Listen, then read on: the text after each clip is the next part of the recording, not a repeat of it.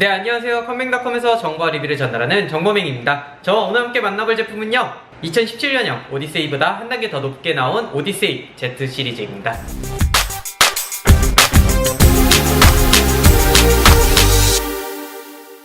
자, 오늘 저와 함께 만나볼 내용은 삼성의 NT850XAX GD7A라는 모델인데요. 프리미엄 게이밍 노트북이라고 이제 나온 제품이에요. 작년에부터 삼성에서 오디세이라는 제품의 게이밍 제품을 내놓으면서 상당히 성능이 좋은 제품도 잘 만들어서 지금까지 판매가 잘 되고 있는데요. 그 라인업보다 더 높으면서 더 얇고 고급스럽게 만든 제품입니다. 자, 저와 함께 개봉하면서 제품 어떤지 알아보도록 하겠습니다.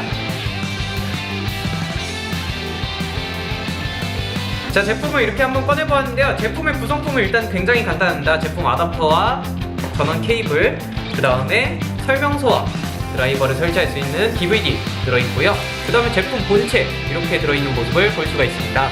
자, 이제 가장 특징적인 디자인부터 한번 보도록 하겠습니다. 제품의 가장 특징적인 부분은요, 슬림하면서도 메탈 소재를 갖추고 있다는 부분인데요.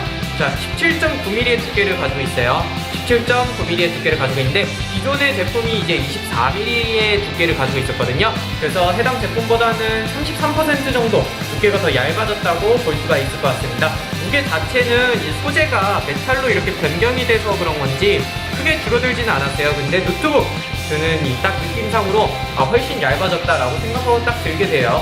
근데 딱 막상 들었을 때는 무게감이 확실히 느껴진다, 이런 부분이 있을 것 같아요. 자, 디자인은 메탈 외관과 함께 아이스 웨이브 패턴을 적용을 했습니다. 그래서 어떻게 보면은 이 패턴 자체가 이렇게 보는 각도에 따라서 조금씩 달라지고, 저희가 보호 비닐을 벗겨내고 이렇게 세부적으로 보았을 때에는 자동차에 광택을 내려고 이렇게 문지른 듯한 느낌, 그런 부분들이 조금씩 있어요. 그런 패턴으로 남아있는 것도 볼 수가 있습니다. 자, 이제 제품 자체는 그래서 더 메탈이라는 소재를 쓰기 때문에 고급스러운 느낌이 있습니다. 그렇지만 이 패턴 자체가 깔끔하다 이런 생각을 주는 것 같진 않아요. 그런 부분들이 조금 아쉬운 부분이고요. 자, 메탈이면서도 이렇게 약간 유리 코팅이 되어 있어서 그냥 긁힌다 이런 느낌은 들진 않고요.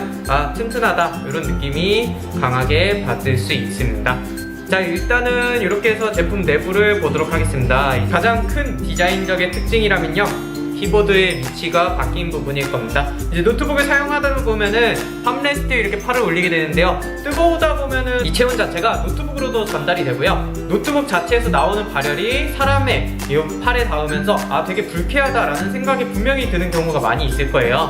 그래서 노트북을 사용하시는 분들이 특히나 발열 같은 부분들을 많이 신경을 쓰기도 하는데요. 키보드가 밑으로 내려감으로써 게이밍을 하더라도 제품 본체 자체에 닿는 면적이 좀 적기 때문에, 그리고 또 밑에 면이 대부분 배터리나 이쪽에 터치패드 보강하는 보강판이 들어가 있기 때문에 크게 발열 부분은 불쾌하다라고 느낄 정도로 사람이 느끼지는 못하지 않을까라는 생각이 들고 있습니다. 자, 키보드 같은 경우 이렇게 이중 사출 방식을 쓰고 있어요. 그래서 글씨 자체가 지워지는 소재 이런 부분이 아니고요. 기존의 프린팅된 방식보다는 이렇게 키보드 백라이트가 올라와서 제품의 키가 잘 보일 수 있도록 구성이 되어 있습니다. 자, 특이한 점 중에 하나는 이제 이 위에 부분에 이 부분이 스피커라고 생각하실 수도 있겠는데요. 이 부분은 공기를 흡입할 수 있도록 만들어진 구멍입니다. 그래서 발열 부분을 조금 더 원활하게 뺄 수 있게 삼성에서 많이 신경을 썼다라고 느낄 수가 있습니다. 자, 터치패드 옆으로 이동을 했습니다. 터치패드 대부분 노트북이 밑에 가면서 이 부분이 키보드가 아무래도 올라가게 하는 부분 중에 하나였는데요. 터치패드가 옆으로 가면서 클릭패드 방식, 터치패드 자체를 이렇게 눌러서 활용할 수 있는 클릭패드 방식으로 변경이 되었습니다. 직관적으로 이제 터치패드를 클릭을 하면서 사용을 할 수 있는 방식으로 변경이 되었고요. 이 부분이 아무래도 가운데서 이렇게 손가락을 움직이던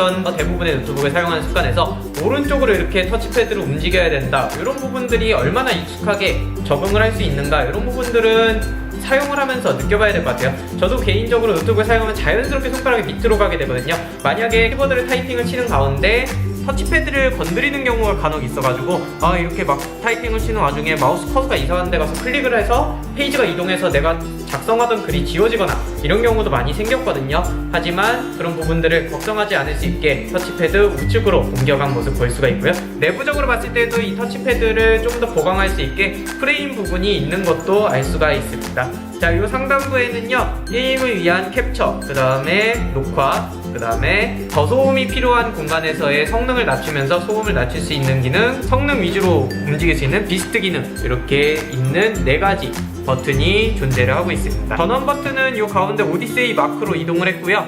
그 다음에 8세대 i7 CPU와 지포스 엔비디아 스티커가 부착이 되었습니다. 국내 이제 메이저 브랜드 중에 하나인 LG전자에서도 게이밍을 내놓고 있는데요. LG전자는 지금 8세대 H4가 탑재된 게이밍은 나오지 않았죠. 그래서 삼성전자가 어떻게 보면 성능적으로 되게 먼저 앞서가고 있다라고 볼 수가 있어서 저는 긍정적인 시선으로 바라보고 있고요. 한편으로는 노트북 시장에서 삼성전자가 LG에 좀 밀리는 모습을 지금 보이고 있잖아요. 초경량 노트북이나 이런 부분들에서 밀리면서 삼성이 이런 부분에서 더 한 발 빠르게 앞서 나가려고 하는 거지 않을까 싶습니다. CPU는 8세대 CPU를 탑재하고 있어요. 7세대 CPU 대비해서는 삼성전자에서는 23% 향상이 되었다고 이제 페이지에서 얘기를 하고 있는데요. 실질적으로 벤치마킹 사이트 중에 하나인 패스마크닷컴이라는 곳에서는 싱글 스레드는 한 15% 정도 향상이 되었고요. 전체적인 CPU 벤치마킹에서는 7세대 대비해서 29% 정도 상승이 되었다고 말을 하고 있습니다. 자, 메모리는 이제 DDR4 메모리를 탑재하고 있습니다. 온보드 8기가와 추가적으로 DDR4 메모리 슬롯 하나를 더 제공하고 있어서요.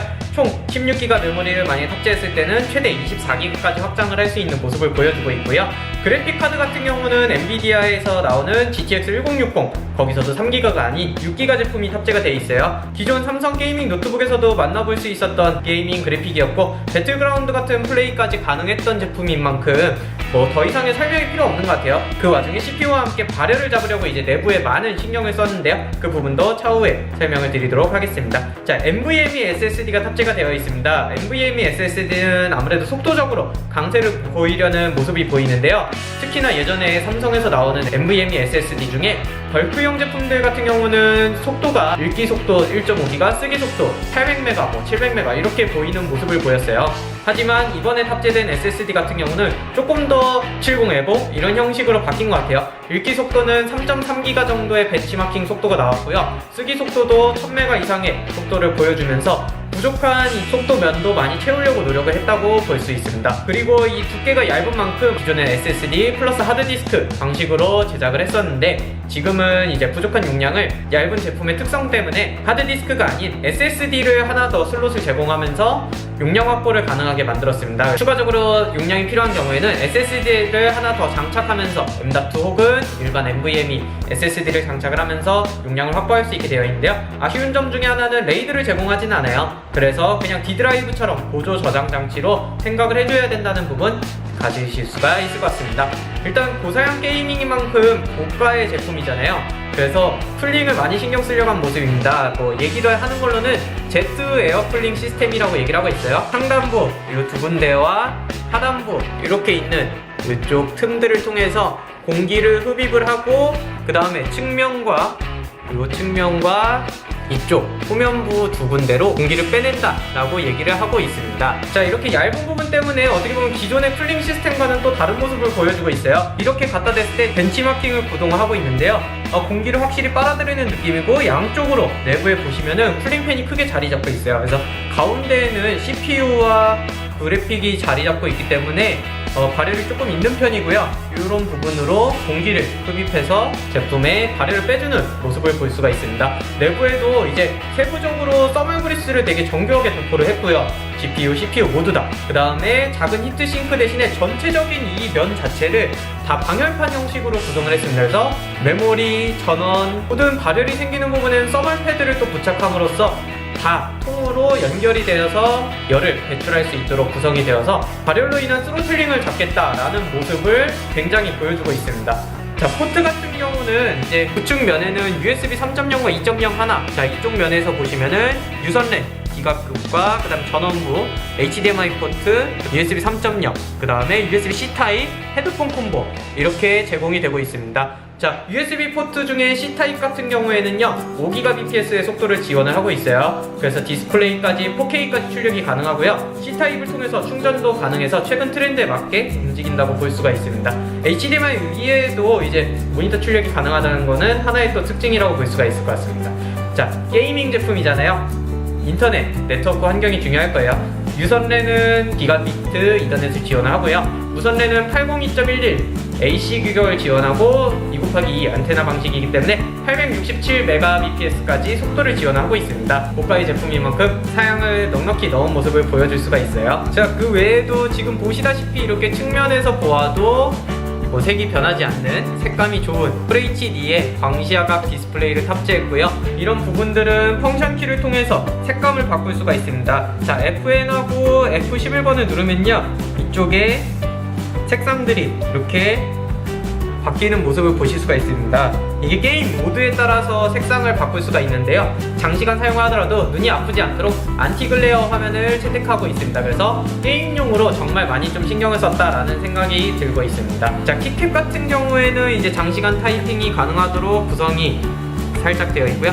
자, 빨간색 이렇게 키보드 백라이트가 제공이 되면서 이쪽에도 이렇게 성능에 따라서 제품에 아까 말씀드린 비스트 모드인지 아니면은 조용한 모드인지 이런 거에 따라서 이쪽에 색상을 표기하는 것도 다른 부분도 알 수가 있습니다. 자, 게이밍 제품의 가장 고질적인 문제죠, 바로 아답터입니다. 아답터 무게나 두께가 정말 압도적으로 두꺼운데요. 보시다시피 게이밍 제품과 다르게 아답터는 180W의 어댑터가 제공이 되다 보니까 고성능 그래픽과 고성능의 CPU에 맞는 전원 공급을 위해서 들어가는 전원이 굉장히 큽니다. 이게 게이밍 자체, 노트북은 얇게 만들어서 들고 다니기가 좋아졌는데 아답터는 어쩔 수 없이 현재도 크게 들고 다녀야 된다. 이런 부분이 좀 아쉽고요. 아답터가 너무 크기 때문에 C타입 충전기가 가능한지 이런 부분도 한번 확인하면서 C타입 충전기를 준비해 보시는 것도 괜찮을 것 같아요.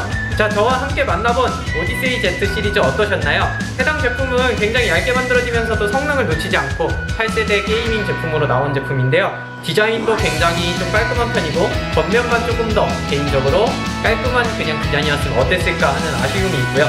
내부적으로도 여러가지 신경을 썼던 모습을 볼 수가 있어요. 자, 이렇게 지금 펑션 F10번을 누르면은 FPS 모드로 게임 화면에 원래 프로그램을 별도로 설치해야 나오는 이런 부분도 신경을 쓴 부분이 보이고, 전원 사용 시에는 좀 더 빠른 성능을 사용할 수 있도록 구성이 되었는데요. 자, 이렇게 삼성에서 철저하게 신경 쓴 제품 어떠셨나요? 지금 보니까 이제 오늘의 리뷰 삼성 오디세이 Z 마치도록 하겠습니다. 추가적으로 궁금하신 거나 차후에 동영상 리뷰를 원하시는 부분이 있다면요, 아래 리플로 남겨주시면요, 저희가 확인하고서는 가능한 부분들 리뷰 진행하도록 하겠습니다. 지금까지 컴맹닷컴의 정보맹이었습니다. 안녕!